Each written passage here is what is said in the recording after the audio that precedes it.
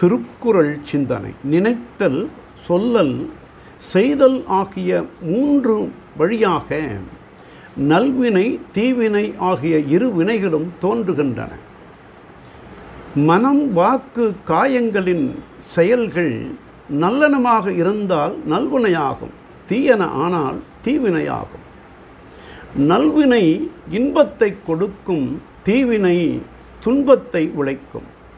இந்த உலகில் இம்மையில் உயர்ந்த அரச போகங்களையும், மறுமையில் அந்த உலகில் தேவ போகங்களையும் ஊட்டி உயிரை பேரின்ப வீட்டை பெறாதபடி தடை செய்து நிற்றலால் நல்வினையும் பந்தம், பற்று என்பதில் அடங்கும்.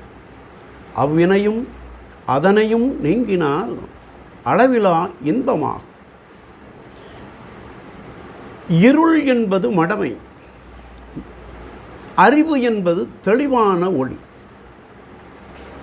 மெஞ்ஞானமாகி மிளிர்கின்ற மெய்ச்சுடரே, எஞ்ஞானம் இல்லாதேன் இன்பப் பெருமானே, அஞ்ஞானம் தன்னை அகழ்விக்கும் நல் அறிவே என்றார் மணிவாசகர்.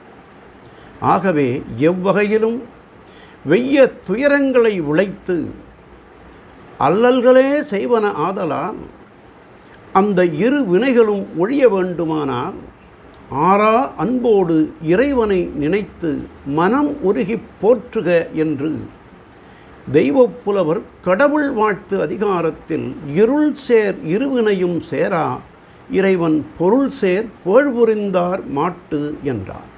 நாளையும் சிந்திப்போம்.